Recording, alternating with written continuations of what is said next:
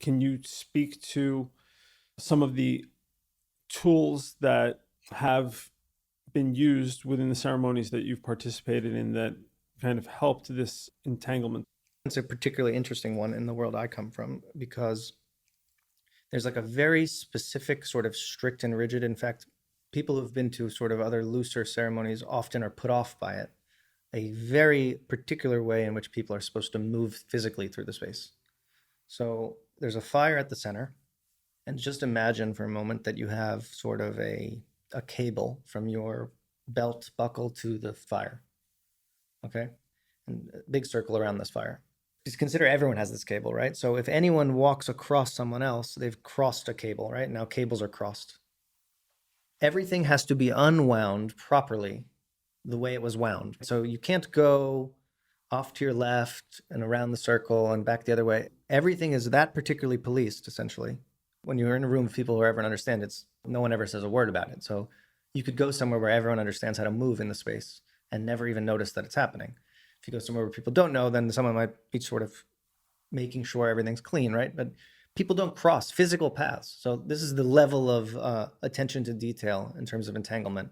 Like this is how seriously it's taken in that setting. If someone crosses someone else's path, we make sure they uncross in the same way, essentially. An individual doesn't want to get tangled with themselves. So if I stand up right here, just visualize the cord from my belt to the fire. If I stand up, I go somewhere and I come back and I sit the other way, right? So imagine the cord is now around my own waist. That will be undone. Stand up, turn around, sit back down. It's not to say this is right or wrong, and the only way to do it, there's plenty of ways to avoid not being entangled, right? But this is the level of seriousness that is treated with in this particular ceremony. I will have to stand myself up and unwind myself and sit back down just so that I'm not tangling up my own flow. Then there's instruments, there's other things in the room. There's instruments, there's medicine. For example, if the medicine is somewhere, you never cross in front of it. Your rope can't tangle up that, right? So if someone wants to cross and medicine's being used by someone, it has to be moved out of the way. A path has to be created. This is the level of attention to detail around entanglement. We want nothing entangled, even if it's harmless. It's not even to say this is harmful if this is entangled. I think the notion is we're open to the idea that it's not even harmful to be entangled, yet our common sense says you go that far, you make sure nothing is entangled. You don't walk in front of an instrument. If you need to pass and there's an instrument, you move it out of the way. You come on the other side of it. You don't tangle with it. Medicine doesn't tangle with it. Now, there's instruments and medicine, et cetera. They move side to side throughout in the circle. If someone goes outside for some reason, which very rarely is any reason that should happen, but if for some reason someone's outside, the medicine can't cross an empty space.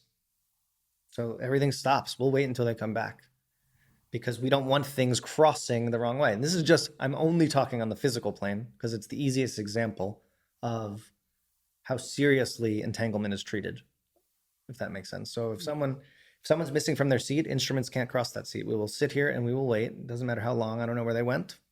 We will sit and wait until they get back because we're not ruining the flow.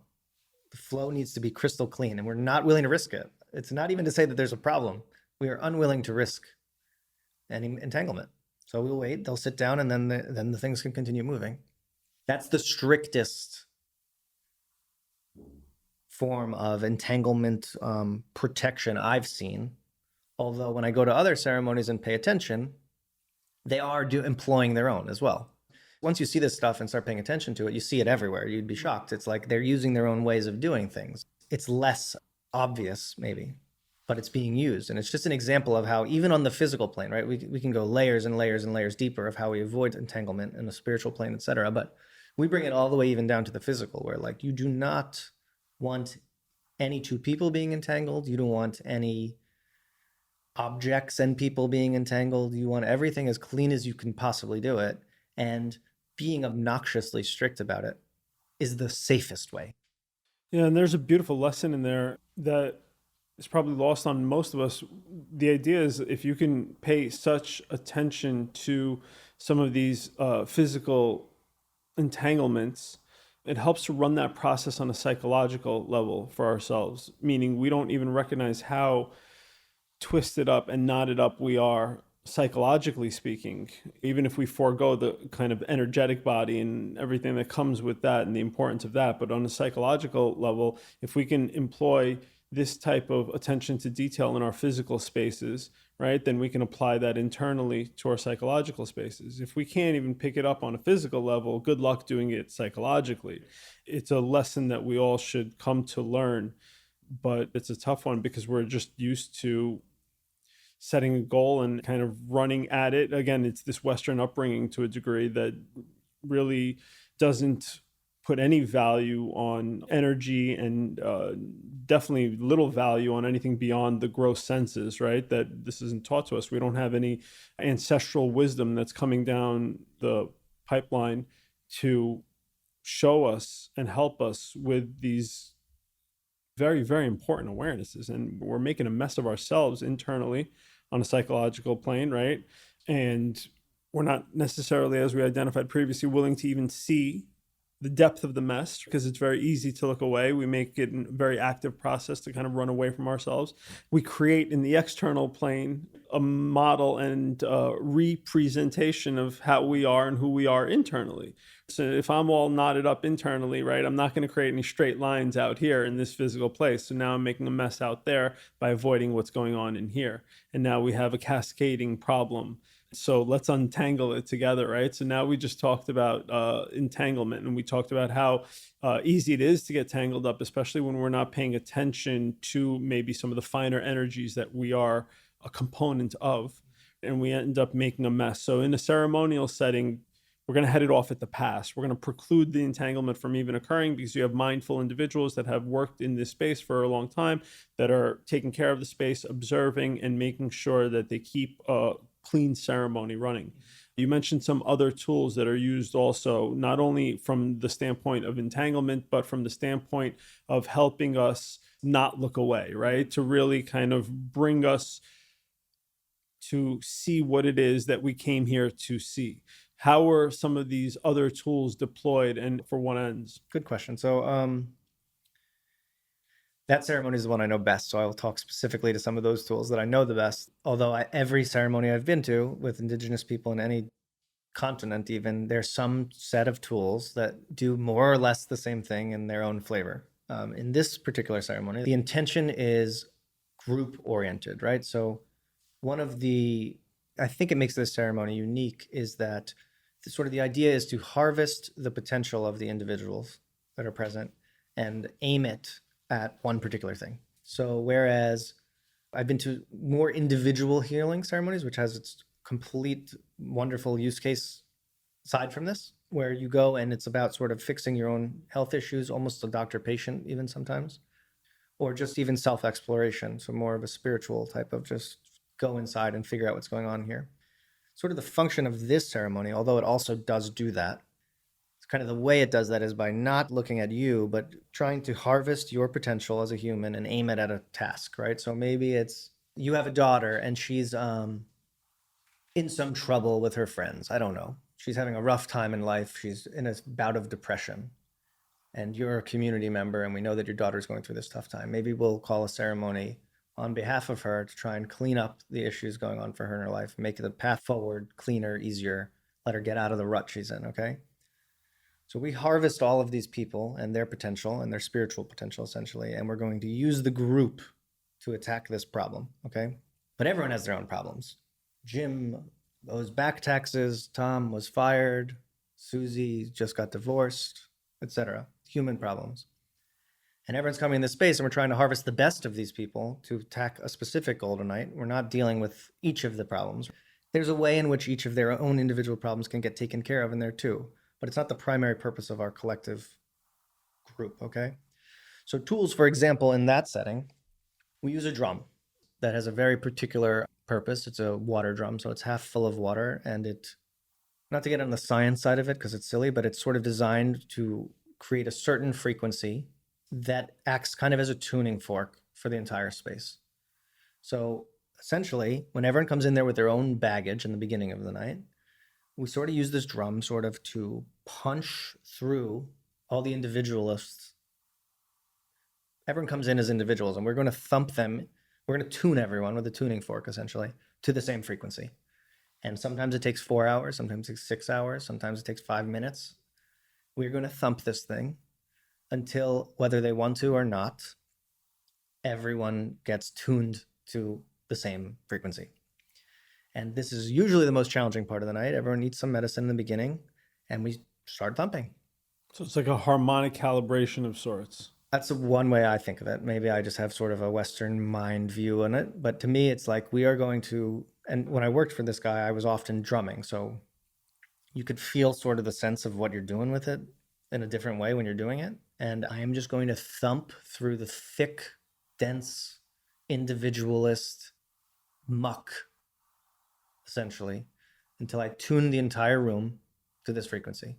I'm going to thump it, thump, thump, thump, thump, thump, thump, thump, until everyone gets there. And the first time you hear this thing, you'll be like, I don't get it. Like people, I've seen people come to ceremonies and like the whole first half of the night, they're like, this is literal torture. I mean, it's just torture, this thing. Will they stop hitting this thing? And in the morning, you see them, they're dancing to it. They're just become it because it's a tool. It's not an instrument. It is a tool. It's part of the toolbox that comes with that ceremony, and it has a function, and it will bust people through this individualist thing, whether they want to or not. I think it's a perfect example of a tool, like we were saying. It's like there's tools that are essential, right? This drum, I mean, good luck fighting it all night. That's all I can say. Good luck. I've seen people try.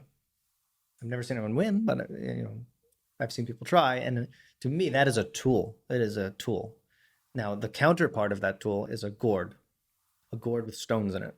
And, you shake it, the stones go sort of around, kick off the walls and make a noise. The drummer goes from person to person to person to person to person, and the person is the singer. There's certain songs that go with this, and the songs historically have no language in them, although this is a perfect example of a modern phenomena where in the last however long, words are becoming more common in the songs, which the way I was taught engages the mind when there's words. For sure. It creates thoughts and ideas about the words, which is precisely opposite of what the songs are originally intended to do, which were just frequency patterns. No ideas attached to them. I hate being the grumpy guy. Like the way I was taught was there's no words in them. And, I go to ceremonies now and every song has words in them and everyone's thinking about stuff. And to me, that's a watering down of a tool. That was a tool that created frequency patterns that everyone could elect to join in on because you start to know the songs, right? And we've now, it's just such a subtle, not a big deal. The songs are still beautiful. Right. But it is a big deal. I feel that way. I hate being a bad guy, but that's how I feel about it, right? It's a tool that's sort of watered down, just one little bit, okay? But the gourd goes person to person. And the notion is that we're going to create this heartbeat with the drum and we're going to tune the entire space to it. And we're going to go person to person to person. And this gourd is the mind, right? The stones kicking around in the gourd. This is the thoughts in the mind, the individual stuff. I'm going to try and match them with this drum. It's the heartbeat. And I'm going to try and get them to rope the mind into harmony with the drum. And once we rope them in, they get, whatever, they sing their bit, rope them in, rope their mind into it. So now we're getting the hearts of everyone tuned to one thing, and we're trying to pull the minds individually one at a time because they're all in a different plate, right? The hearts, whatever, we can tune it with a tuning fork. The minds, we need to pull each one individually into tune with this drum. And I go person to person to person, pulling it in, pulling it in, pulling it in, pulling it in. And in the early part of the night, this is extremely challenging. It's just, we are all over the place. You really can feel how hard it is. Before midnight, for example, it's just, sometimes it's really difficult. It's sludge. People are a mess. People have their own crap. And you're just pulling mind one at a time, pulling the mind onto this frequency, pulling the mind onto this frequency, pulling the mind onto this frequency. And at a certain point, the medicine starts coming along underneath the surface, and hopefully you can bust through where now we get everyone in line. They're tuned to this drum beat, and we've pulled each mind individually on the same wavelength. And now we are capable of accomplishing things as a group that we were not capable of accomplishing prior to. So this original goal was, I guess your daughter was depressed. We want to fix that or do our best, right? Make a prayer on her behalf, send her out here with some of the obstacles in her way removed. You've now created a space where you have a whole room of people and their potential capacity as individuals tuned to the same frequency and pulled their minds in on it too. And now we can, like a bow and arrow, we can take a shot. Doesn't mean we fix everything. Doesn't mean we're amazing. We've used the tools to harvest the potential of the group. The tools are tools. right? They look like instruments if you're a Westerner or however. And at the same time as doing all this, we've policed entanglements incredibly finely, like I said before. So it's just an example of how it doesn't matter what we wanted to do when we came in there, what our minds tried to do, right? The tools were designed to bust through it anyway. And I've been to ayahuasca ceremonies in Colombia or elsewhere where they use different tools, I've seen harmonicas and guitars and the leaves and all sorts of ways that they manipulate time space to tune people to frequencies or to create a energetic situation where there's certain things that are possible without that energetic situation, right? And it boils down to tools. And my obsession with tools is that I don't know how to do any of this stuff without them. And I know more than most Westerners about this stuff. Not that I know everything. I'm not claiming that. I'm no expert. I just know about this stuff because I spent time around it. And I have no clue how to do any of it without the tools. So when I see their ceremonies and tools are being sort of at the wayside, it's like, well, then how do you do it? How do you accomplish the stuff? Don't get me wrong. I believe the medicine taught these tools, right? And I believe that it will always be available that way. But in the meantime, there's collateral damage in the sense that there's people going to ceremonies, tools are not being employed, and there's collateral damage in the meantime. Every one of these tools came from the medicine and is still in there. The medicine will show it to someone again. I don't think any of this is going to die. That's not my concern. My concern is that people right now, for example, Netflix puts out a documentary on plant medicines. On one hand, I think that's wonderful. On the other hand, it's something that eats me about it because it's not the same thing to go without the tools being employed. Right. So I hope people are going to the right. It's like I'm not the judge of what's right and what's wrong. It's just there's a whole body of wisdom that's way over my pay grade that I've observed work. And I know it creates a situation that's really ideal. Things can still go wrong. Things can still go right in the other version. But I know that these conditions are ideal.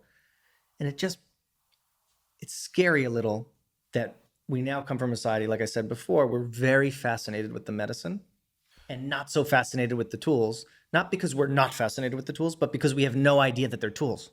Right. We don't even know that they're tools. Like the drum is an instrument in our culture. Right. I'm only speaking of it as a tool now, right? If someone knew that was a tool, they might be like, wait a second, I want to pay a little more attention to this thing. So our fascination with medicine, I'm fascinated with medicine. So I'm not putting that down. To me, the medicine's fascinating in and of itself. I just want, and part of why I wanted to talk with you about this is just like, I want there also to be a fascination with the tools because there's a whole body of physics. People today call it magic. I think of it as just physics that our physics doesn't know about yet. Because that's what it is. It's just physics. But there's a whole body of physics that goes back hundreds and hundreds of years that people know. You can go to northern Canada and you can go to southern Brazil and you'll notice that the indigenous people in either place somehow happen to employ the same piece of physics without ever talking to each other. They stumbled upon the same reality of physics and have tools. And I just want people to be aware that these are tools, that this is like ancient body of physics, and approach ceremony and medicine with equal fascination in the medicine and the tools that accompany it and the ceremony that accompanies it. Even what ceremony is. The fact that it's an actual thing, it has a life of its own, a ceremony.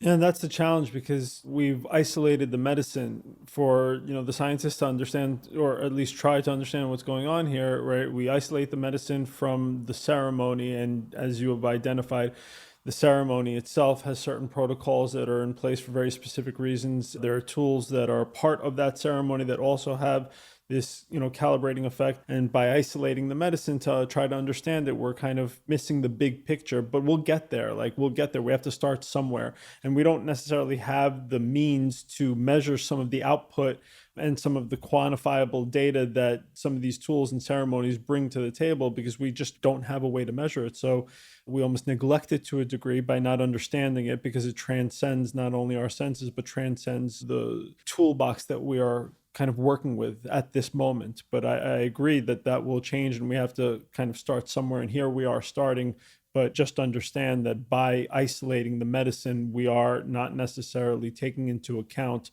the grander understanding of what's at play and how the healing happens and how the visions happen. And we're in this kind of little in between phase, even if you could call it that, because I don't even think we're at the starting gates yet, really. But for the sake of this conversation, there's more to the story than just the medicine. So if you're listening to this, please, be mindful of the space you're getting yourself into. And there is information out there. Do your research and get familiar with some of the traditional ways in which these medicines were offered. As you've had the opportunity, right, to witness some of this firsthand, and as it informs your own kind of personal journey through the space, if you were going to present any piece of advice for anyone that's listening in terms of how they approach their entry into this world, what would it be? Is there something you would caution for, caution against? Is there anything kind of central to your perspective that really wants to be shared with whoever's listening? I do first want to acknowledge the fact that the way I got into this, it was dumb luck that I entered the way I did. There was nothing, I would have walked right into the worst room in the castle if it was available. I had no sense of what I was doing at the time, that I just happened to stumble upon someone who, in my opinion, in retrospect, had a very wise and clean way of operating medicine. Completely lucky. I had no sense of anything ahead of time. The only thing I can say is just be aware. Just be aware, like even the stuff we talked about. I mean, like the multidimensional common sense remark that we made before and sort of that conversation. There's a whole world of stuff that we're unaware of. You don't need to be aware of it to dip your toes. You just need to be aware that there's stuff you're unaware of. We say like, know who you're doing it with. How much can you even know? I've even struggled with this. I hear there's a ceremony going on. What do I do? Look at his credentials? I mean, Right. there's only so much you can do. But if you're aware, I hate sounding negative, but it's not all good. Like the medicine has incredible potential, but it's not automatically all good. Unfortunate stuff happens. You need to pay close attention to the details. If you get somewhere and something's rubbing you the wrong way, probably walk away. And paying attention to the details is so challenging too, right? Because we're trying to pay attention to the details using our intellect, but that's the last tool that we probably want to deploy in these settings. To your point, it's like there's no Yelp for this. As much research as I do, I really don't know what I'm going to get myself into. And when I do find myself in this space, it's important to understand that, as you've identified, knowing that I don't know allows me to play the game as a student. And when I do that, I'm more open to receive information, multisensory kind of information.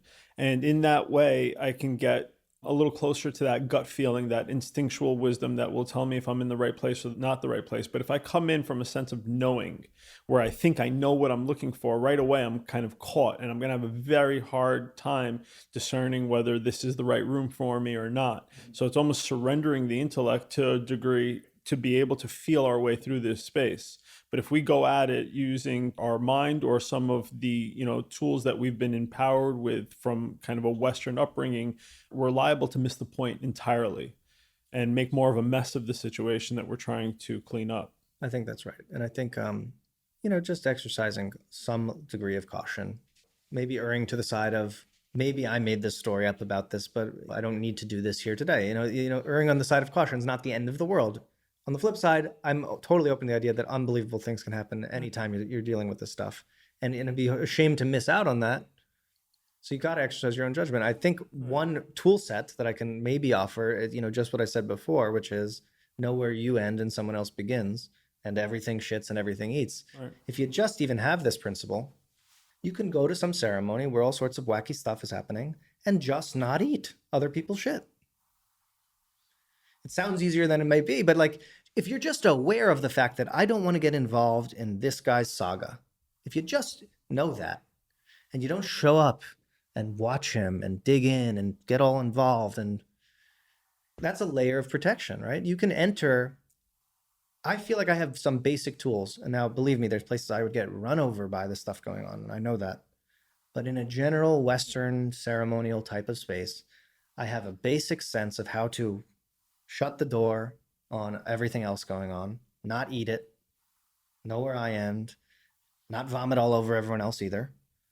And for the most part, and believe me, I don't say this with 100% conviction. I know there's situations where I'll get run right over, but generally I can go to things with awareness of how to just not eat it.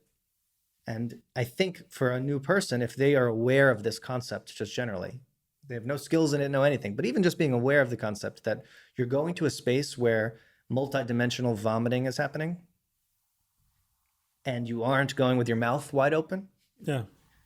that's a big start. Yeah. If you just understand there's multidimensional vomiting and don't eat everything you see. This is not a buffet. Just sort of show up, keep your world shut, careful what you look at, don't be staring at stuff that you don't want to take on. Mind your own business, do your own work. And I don't mean that in like a neurotic way either. In a cautious, responsible way. If you're aware that that exists, you're at a far less risk of accidentally showing up in the wrong place and gobbling up a whole bunch of other people's stuff and leaving more confused than you were when you came. It's hard to understand, especially with a Western upbringing, right? It's really hard to understand. It's like I get you intellectually, but I don't necessarily know that I could deploy that in a practical fashion, especially when I get into this funky room where there's so much multi-sensory action going on. It's all kind of getting my attention, especially the first time around. It's very hard to disengage because we eat with all of the senses, right?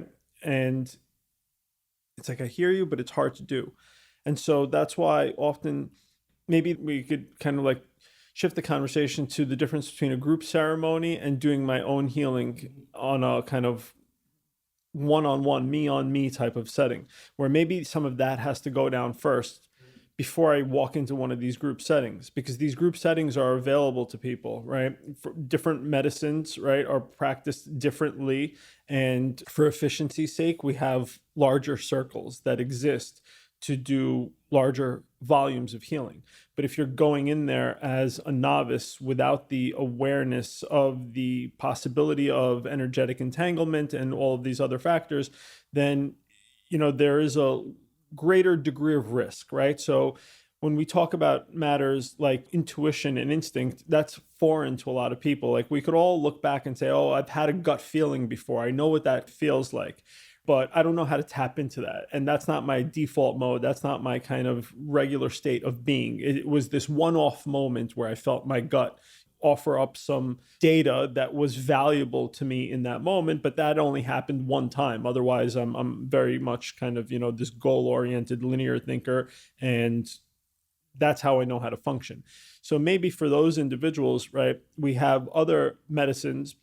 We look historically, and the shaman would eat the medicine. You wouldn't eat the medicine. You would be in the room with the shaman. The shaman eats the medicine, gets a read and feel on what's going on, and is able to provide you with your prescription that you would kind of take and deploy whenever you're ready. The curiosity around it all got to the point where the shaman would serve the medicine and eat the medicine with you, and then we would do this kind of in tandem. And then, the curiosity percolates still, and then it leaves its indigenous setting, and now individuals are consuming the medicine on their own. And so we've had this kind of game of telephone start to be played. It's not what it was, but it still has value, and we're missing some of the pieces, but ultimately maybe we can get a handle on it working with these tools on our own in a safe fashion, following certain kind of protocols. But from a clinical standpoint, we see psilocybin being administered where there are, two practitioners in the room, a male and a female, and they're overlooking the one individual, the traveler, who's having their experience, and that individual is kind of really being rendered unto themselves, no extra sensory stimulation. You're just in a bed, eyes closed, taking a ride inside to work it out, to get a level of healing, to get a level of vision, to get a level of teaching. Whatever has to go down is going down. Now, as you're doing this, you're getting yourself cleaned up. You're getting yourself kind of more familiar with some of these subtle energies that are at play. And then after that point, perhaps if you so choose, you're maybe more equipped to go into one of these kind of group environments where there are a lot of things crossing over. There's a lot of entanglement. I love the way you put that. There's a lot of eating and shitting, yes. But perhaps we're a little bit more equipped at going into that group setting after we do some of our own personal work. Because at the same time, I don't necessarily want to go into a group setting if I know I'm full of stuff, right? Because that stuff is coming out, and the probability that I'm going to get someone else dirty is very high, especially if other people in that room don't have that same level of understanding around creating a personal container where they can do their own work. So I don't know, maybe there's a kind of prerequisite that should be required. And I don't like using the word required, but maybe there's this introductory step that we all take prior to going into one of these group settings to make sure that we help keep the space as clean as possible. Yeah, I think you make a good point. It's such a big bridge to gap when this stuff is just simply not intuitive to us as Westerners. It's just not intuitive at all. I think just an awareness that there's additional stuff to know about and consider goes a long way. Just the knowledge that there's a lot more that I need to think about here. This is not as simple as, the Netflix documentary says, you eat it, it's really good, it's cool, which is also true, by the way. I'm not belittling the reality of that. Just the knowledge that there's a lot more to think about here at least sets people down the path of thinking about it, and like you said, that makes perfectly good sense to me, that if you have some ability to like take a look at how this works in a clean way before entering in a space, totally logical. But if you don't, at least have an awareness that there's some interplay going on, right? There's some exchange of psycho-spiritual material that takes place in a group setting. And even though you're not trained in it, at least make some conscious efforts to like not be gobbling everything up. And, nobody's perfect. But if you're aware of these things, then you have a little bit of a sense of how you're behaving. It's just the problem always comes back to the fact that it's totally non-intuitive for a Western mind. Counterintuitive. Yeah. In fact, the idea of thinking that I have to put my knowledge base aside right away is almost kind of a no-go for me. It's very hard to do that. And that's, as we've identified previously, is a great hindrance in this kind of spiritual pathway, this healing pathway. It's like water and oil. It just doesn't mix, but it's very hard for me to be willing to kind of put it to the side. It's even harder to think that it's in the way, that it's a hindrance in most capacities of life. It's a great tool, the mind, as they say, but a terrible master. And we've kind of nominated and elevated it to this place of being the boss of things. And it's the one thing that really keeps us from experiencing life as it is, in its richness and vibrance and in its transcendence of the gross senses. It's like there's so much more at play. Like you identified the dog whistle, it's definitely a great example, but there are dog whistles going around all day long, all the time, and we're just completely oblivious to it all because we're so busy up in our heads. And undoing that condition, I think, is a hell of a job, a hell of a job. But it doesn't necessarily need to be a tough one. I think that's where the word surrender kind of comes into play, and we have to be willing to kind of surrender it all, surrender our story about it all, our story about ourselves, our accumulated knowledge. It doesn't mean we burn it in a big dumpster fire. It just means that we're putting it to the side, saying, hey, this is, my education up until now. And for me to continue to get educated in a more kind of profound, robust way, I have to be willing to put it to the side and not let it influence this next chapter of learning, so to speak. I just have to be willing to play the role of the student. And we get coached up to such a point where it's like, no, now, go out there and deploy it and be a master of your universe. And then we neglect the role of the student. We think, oh, okay, we've graduated, I'm good, I don't need to be a student anymore. But ultimately we understand that Mother Nature is just bringing the most profound teaching to our doorstep every morning, every breath, that we would benefit ourselves greatly by understanding that's what's at play and putting our egoic sense of self to the side just for a moment to receive some of these really brilliant and profound teachings that are going to kind of usher in the next age, the next way of being. And that's the only way we can pass it down to the next generation, to our kids who we're custodians of. Because if we don't do that, then again, we prevent and preclude them from having access to this ancestral wisdom. And then the game's even harder for them, especially growing up in a hyper programmed environment where every chime, bell, whistle is looking for our attention, right? Because it generates clicks and ads and dollars and keeps the wheel of capitalism rolling round. Not that that also isn't a beautiful tool, but ultimately can't be the defining tool. It's just one of. And so, how can we pass some of this wisdom to our children if we don't embody it, if we don't recognize it and realize it, and kind of come to our own place of experience and familiarity with some of these profound tools and these fine energies? So, we have a responsibility. We have a responsibility to the next generation to not only learn as much as we can and pass down as much as we can, but we don't make more of a mess out here. And that's what we find ourselves doing. We're actively looking away, right? Because we can't bear to think that we don't know the whole thing. And in this way, intellectually speaking, we get in our own way. It brings the wheel to a kind of, not a grinding halt, but a grind. And we all know what a grind feels like. And it's very uncomfortable. And that's where we find ourselves. And that's why we're looking for a little relief. So here we are with plant medicines kind of being reintroduced and hitting the scene very, very hard. But understand the sensitivity of the space, understand that, maybe it makes sense in the early going to dip our toe into the water, right? And understand, or at least take a peek at this dimension before we rush into it.